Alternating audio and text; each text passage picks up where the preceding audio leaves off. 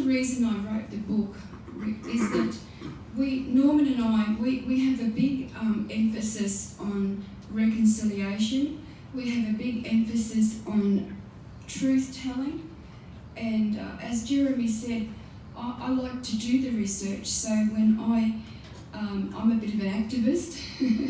So when I do things, I know that I have done my research and I can back up my points. And there's a lot of Holocaust denial out there, and I'm quite passionate about dealing with that Holocaust denial and making sure that the true story is told. And what better person, a story to tell than Lena's, who just went through incredible tragedy and showed so much courage and resilience through it all. Norman and I went to Israel in 1998,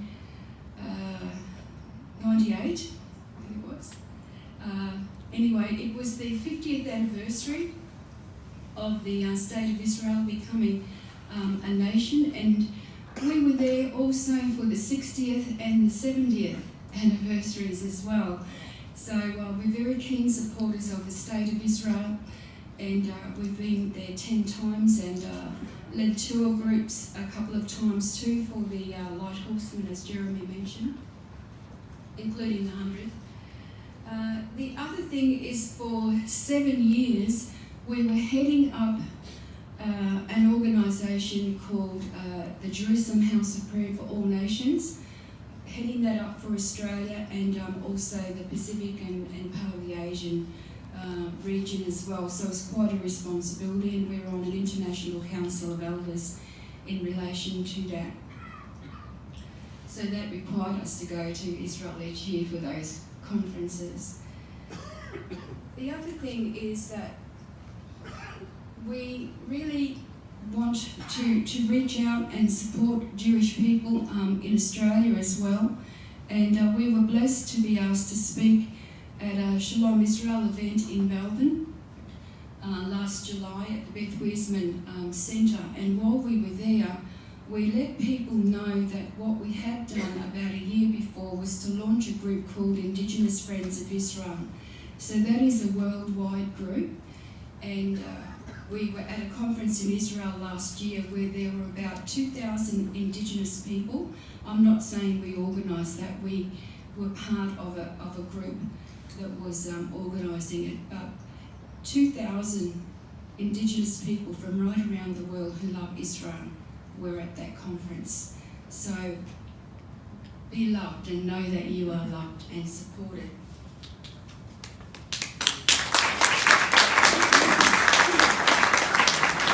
Just quickly, we have a focus on reconciliation, as I said, and so what we have done is organise Sons of Abraham conferences to try to bring together our Jewish people and even Arabs in Sydney and in Jerusalem with Jewish and Arab speakers.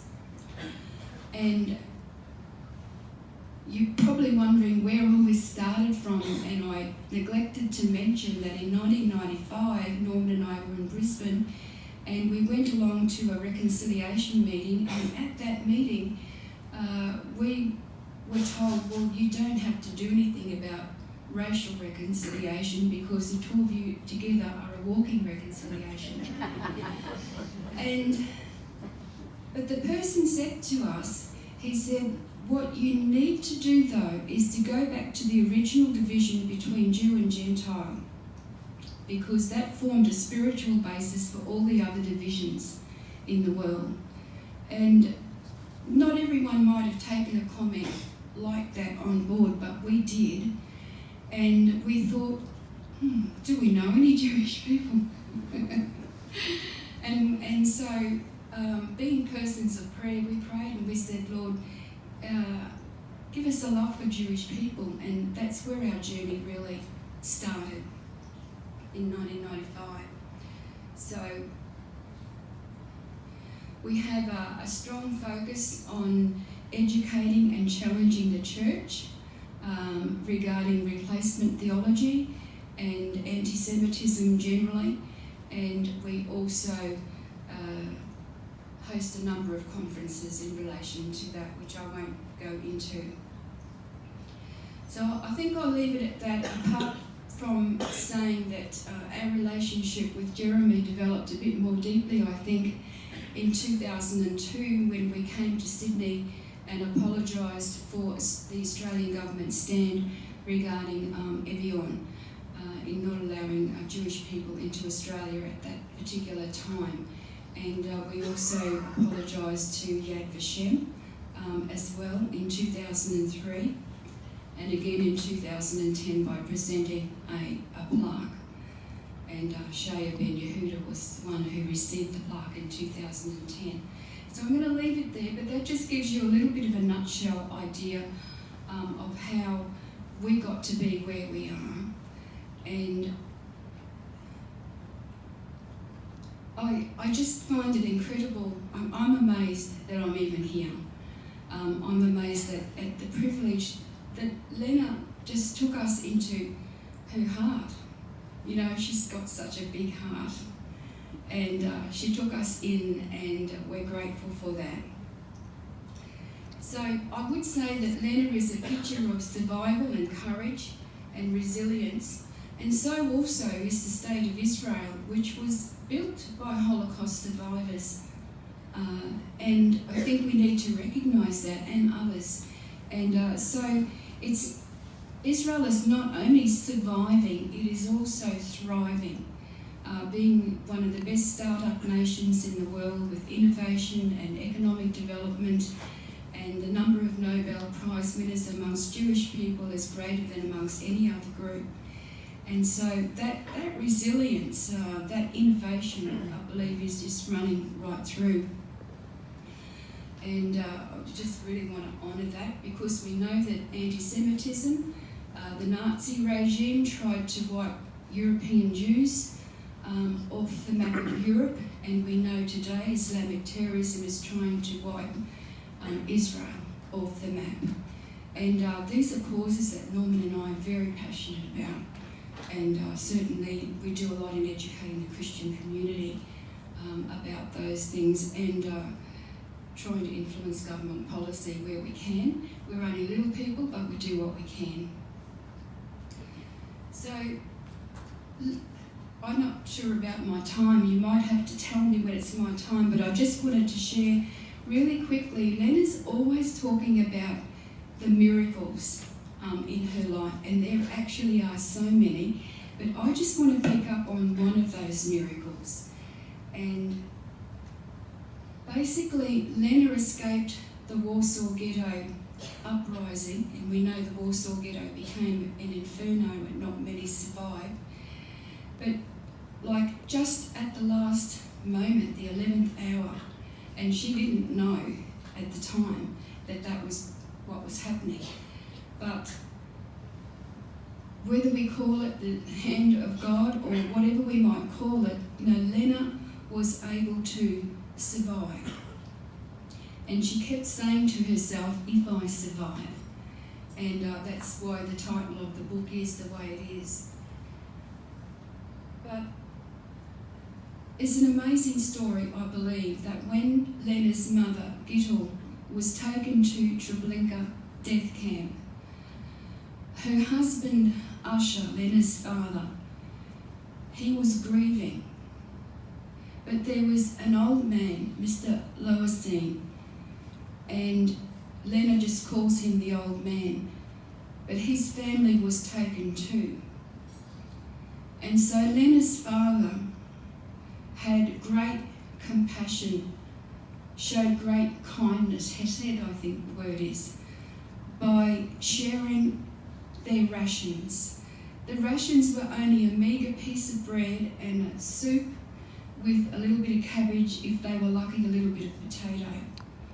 And so they were starvation rations, and people around them were dying of starvation. And even in that, Lena's father and Lena showed compassion to divide their 2 rations into 3 so the old man could survive. It was at great risk that they did that. Unfortunately, Lena's father and the old man were taken to Treblinka death camp, and their lives ended there. But it was not in vain, because when you do an act like that, it has important spiritual consequences. But it also had physical consequences in that when Lena decided, if I'm going to die today, I'm not going to work in the Nazi laundry. We know that there was slave labour of Jewish people in the ghettos. And so she dressed up and she went to where the guards were, and she thought she would be shot. Instead, they said to her, go and dye your hair blonde and come back and we'll let you through. So Lena was very impressed by that, because she knew they could have both been killed if they'd been overheard, these German guards. But she thought, well, I've got nowhere to go, I've got no money, it's not safe on the streets, I can't really go. And she went back to her flat, and there was a note under the door. And it was the family of the old man. And they said, if the daughter of Mr. Midler would like to, we have a place where she can come and be in hiding with us. You know, and so Lena said somehow the old man must have let the family know of their kindness.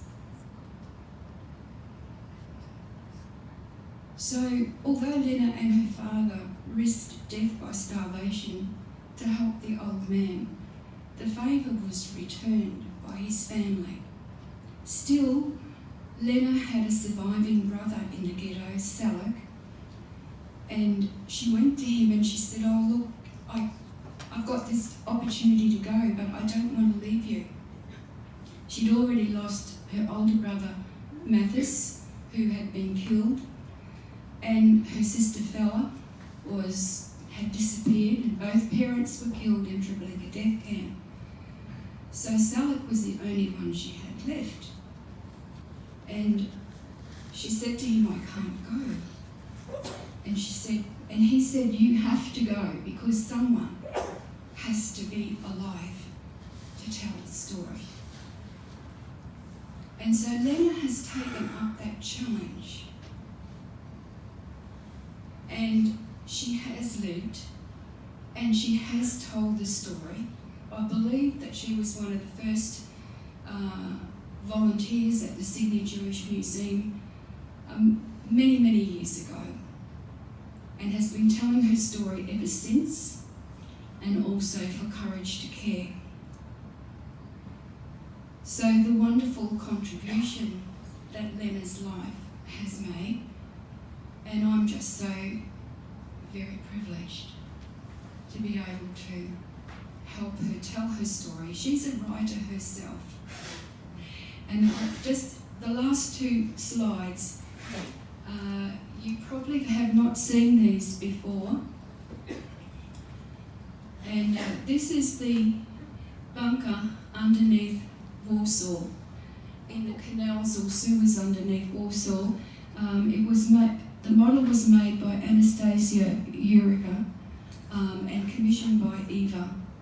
And I know I did meet Anastasia, and I think she had she had quite a few meetings with Lena to try and get it right. But you can see in the bunker here, could we go back to the one before?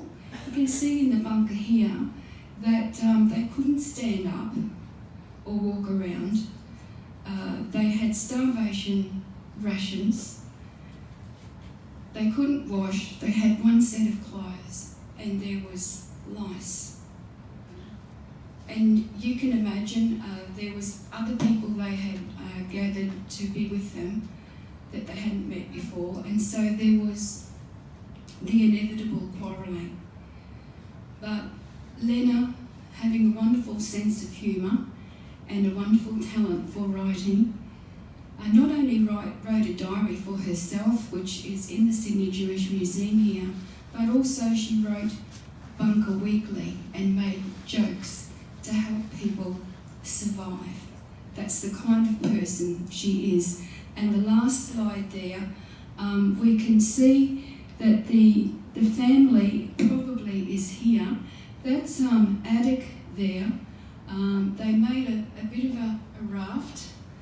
Wonderful to see you. So they made a raft, and this is attic steering them.